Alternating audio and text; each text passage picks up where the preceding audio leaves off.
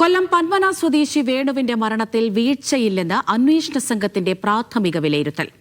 ആദ്യഘട്ടത്തിൽ നൽകേണ്ട ചികിത്സ വേണുവിന് നൽകിയിട്ടുണ്ട് എന്നാണ് ഇപ്പോൾ ഈ റിപ്പോർട്ടിൽ പറയുന്നത്. കേസ് ഷീറ്റിൽ പോരായ്മകളില്ലെന്നും കണ്ടെത്തി. ചികിത്സാ പ്രോട്ടോകോൾ പാലിച്ചതായും രേഖകളിലുണ്ടെന്ന് ആരോഗ്യവകുപ്പ് വ്യക്തമാക്കുന്നു.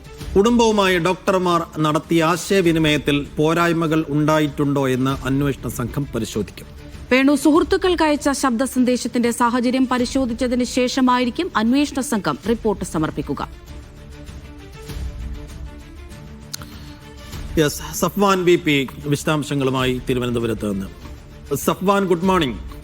വേണുവിന്റെ മരണത്തിൽ വലിയ തോതിൽ പ്രതിരോധത്തിലായിട്ടുണ്ട് തിരുവനന്തപുരം മെഡിക്കൽ കോളേജ് മാനേജ്മെന്റ്. അപ്പോൾ ഒരു പ്രാഥമിക വിലയിരുത്തൽ ഏതൊക്കെ അർത്ഥത്തിൽ നടത്തിയതാണ്? ഒരു പ്രാഥമിക അന്വേഷണം എന്ന രീതിയിൽ തന്നെ അത് നടത്തിയിട്ടുണ്ടോ? കുടുംബങ്ങളുടെ മൊഴിയൊക്കെ ഏതർത്ഥത്തിലാണ് ഈ ഘട്ടത്തിൽ അവർ പരിശോധിച്ചിട്ടുള്ളത്, വിലയിരുത്തിയിട്ടുള്ളത്? ആ ഒരു വിലയിരുത്തൽ എത്ര കണ്ട് നമുക്ക് നീതീകരിക്കാവുന്ന ഒന്നാണ്? എങ്ങനെ കാണാം അതിനെ?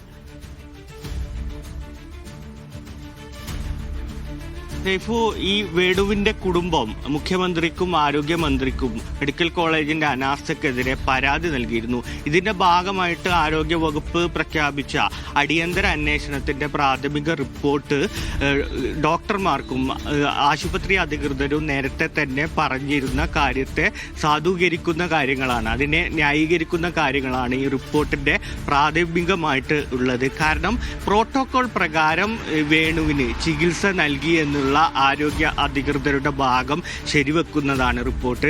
ആദ്യഘട്ടത്തിൽ വേണുവിന് ചികിത്സ നൽകിയിട്ടുണ്ട്.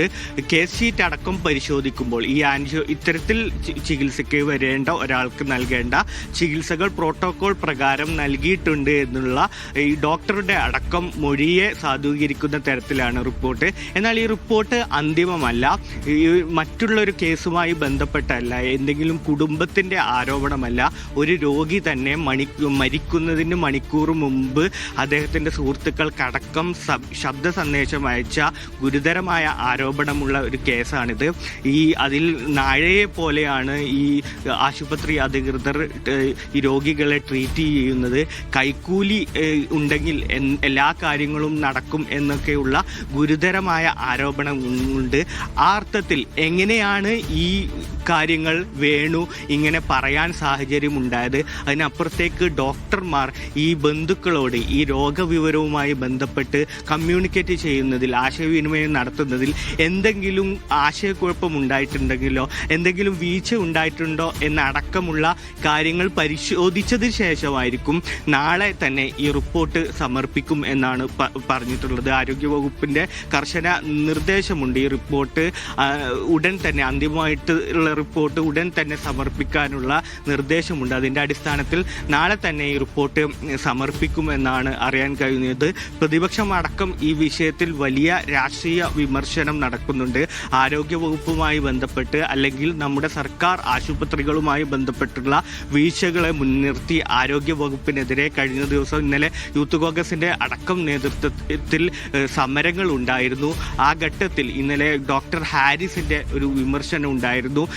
ആ ഘട്ടത്തിൽ ഈ ഒരു കേസ് വലിയ രീതിയിൽ ചർച്ചയാവുകയും വേണുവിൻ്റെ മരണവുമായി ബന്ധപ്പെട്ട് രാഷ്ട്രീയ പ്രത്യാരോപണങ്ങൾക്കപ്പുറത്തേക്ക് ഈ സിസ്റ്റത്തിൻ്റെ വീഴ്ചയുമായി ബന്ധപ്പെട്ട് മെഡിക്കൽ കോളേജിലെ തന്നെ ഡോക്ടർ, പ്രത്യേകിച്ച് ഗുരുതര സ്വഭാവമുള്ള രോഗികളെ ഈ തറയിൽ കിടത്തി ചികിത്സിക്കേണ്ടി വരുന്ന സാഹചര്യം, അതിൻ്റെ സിസ്റ്റത്തിൻ്റെ പോരായ്മകളെക്കുറിച്ചൊക്കെ ചർച്ചകൾ ഉന്നയിക്കുന്ന ഘട്ടത്തിൽ കൂടിയാണ് ഈ ചികിത്സ സംബന്ധിച്ചുള്ള ഒരു പ്രാഥമിക റിപ്പോർട്ട് ഇപ്പോൾ പുറത്തു വരുന്നത്. അതിൽ മെഡിക്കൽ കോളേജ് അധികൃതർക്കോ ഡോക്ടർമാർക്കോ ഏതെങ്കിലും തരത്തിലും പ്രോട്ടോകോൾ പ്രകാരം വീഴ്ച പറ്റിയിട്ടില്ല എന്നുള്ള കണ്ടെത്തലുകളാണ് പ്രാഥമികമായിട്ടുള്ള അന്വേഷണ സംഘം.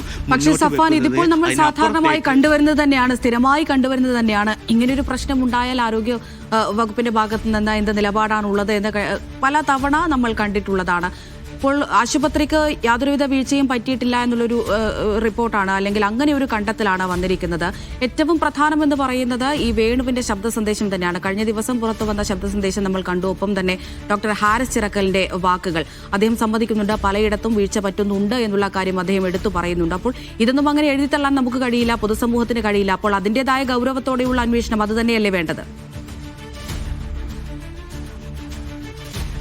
തീർച്ചയായും അമൃത, അതുമായി ബന്ധപ്പെട്ട് തന്നെയാണ് കുടുംബം ഇന്ന് ഒരു നിയമ നടപടിയിലേക്ക് പോലീസുമായി ബന്ധപ്പെട്ട് ഇതിനൊക്കെ ഇപ്പോൾ നടക്കുന്നത്.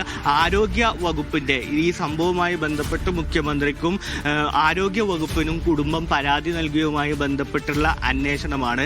അതിനപ്പുറത്തേക്ക് ഒരു രോഗി മരിക്കുന്നതിന് മണിക്കൂറുകൾക്ക് മുമ്പ് പൊതുസമൂഹത്തോട് തുറന്നു പറഞ്ഞ ഒരു വാദങ്ങൾ, ഗുരുതരമായ ആരോപണങ്ങളുണ്ട്. ഇന്നലെ വേണുവിന്റെ കൂടുതൽ ശബ്ദ സന്ദേശം നമ്മളും പുറത്തുവിട്ടിട്ടുണ്ട്. അതിൽ ആരോഗ്യ വകുപ്പിനെതിരെ അല്ലെങ്കിൽ ഈ സംവിധാനങ്ങൾക്കെതിരെ ഗുരുതരമായ ആരോപണങ്ങളുണ്ട്. ആ സംവിധാനത്തിന്റെ വീഴ്ചയെക്കുറിച്ച് പറയുന്നുണ്ട്. കൈക്കൂലി സംബന്ധിച്ചുള്ള പരാതിയുണ്ട്.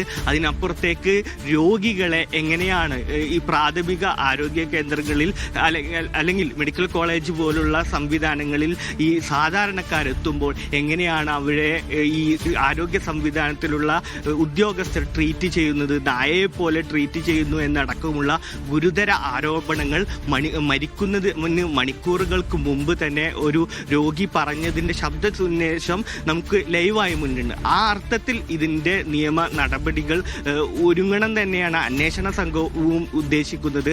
ആ അർത്ഥത്തിലുള്ള ഒരു റിപ്പോർട്ടിന്റെ ഇപ്പോൾ എന്തായാലും പുറത്തു വന്ന റിപ്പോർട്ട് പൂർണ്ണമായും ആരോഗ്യ വകുപ്പിനെയും അല്ലാതെ ഈ മെഡിക്കൽ കോളേജ് അധികൃതരുടെ വാദങ്ങൾ ശരിവെക്കുന്നതിനാണ്.